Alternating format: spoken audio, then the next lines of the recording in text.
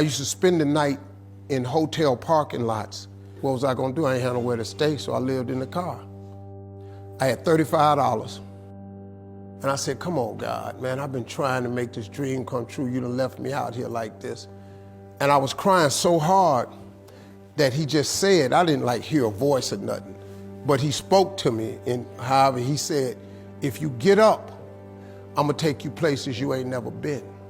Now I was finna quit. So I said, skip it.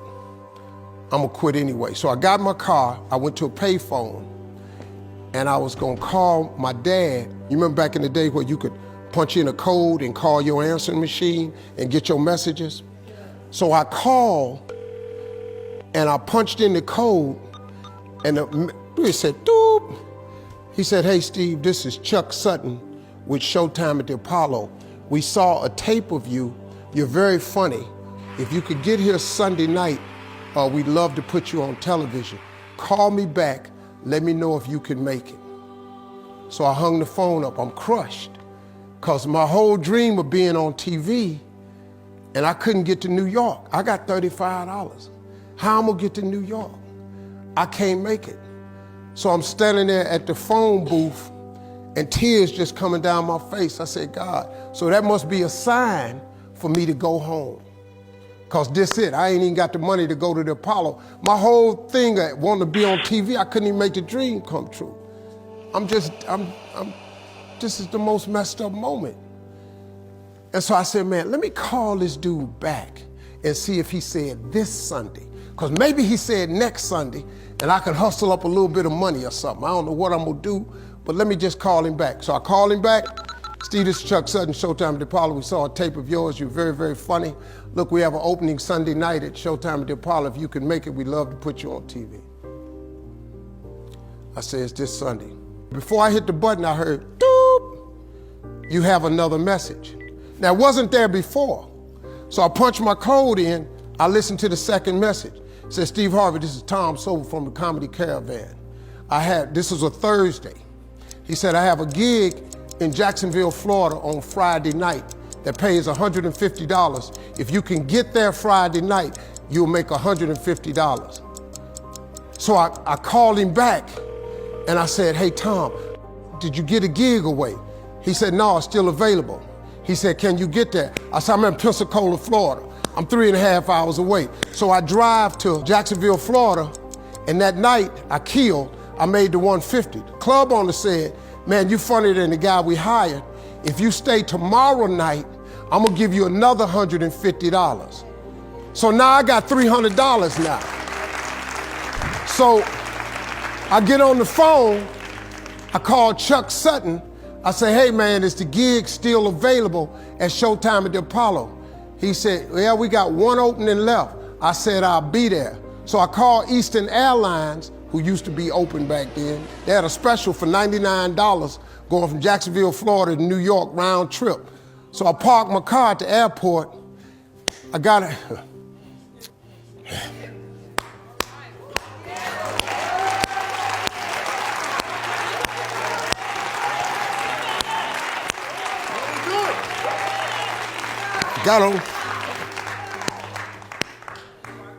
Got on plane, flew.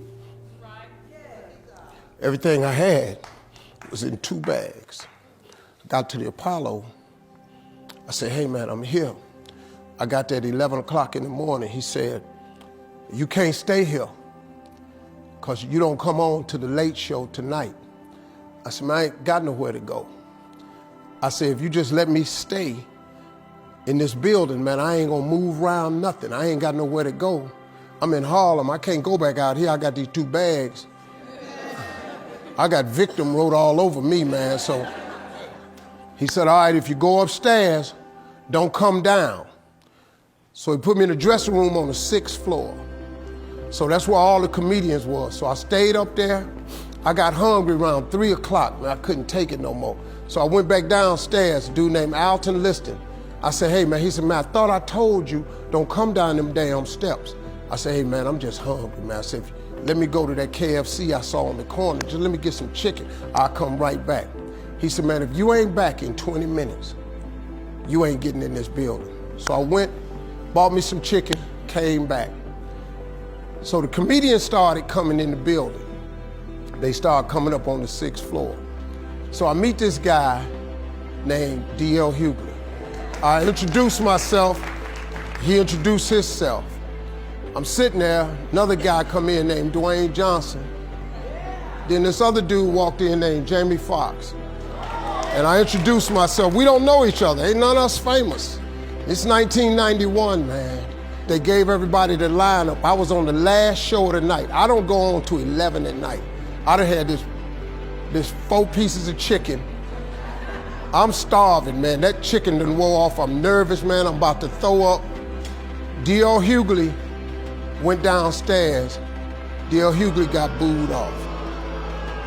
Dwayne Johnson got booed off. Jamie Foxx went down there and got booed. They booed Jamie, then Jamie started singing. And then they started clapping. And Jamie had their ass, then he went back to them jokes, and they got his ass. So I'm walking down the steps and I see Jamie sitting on the steps. I said, hey man, hang in there. He said, man, that ain't never happened to me before, man. This is crazy. This Jamie Foxx, man, one of the most talented people in all of comedy. And now, you don't even know how nervous I am, man. I can't even, my breathing is shot because these dudes been booed. So I walk out.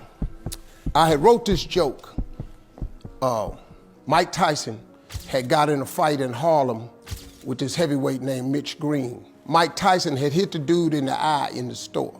Now he was on the news, his eye was swollen. So the joke I wrote was, they was interviewing Mitch Green and he was telling everybody what happened, but his eye took over the interview. And I wrote this joke that his eye started talking and was just, I tell you what happened. The heavyweight champ's fist is coming towards my face. I just said, Lord, Lord, Lord. And I wrote this whole joke about this dude's eyeball talking. And when the punch came, and all this here,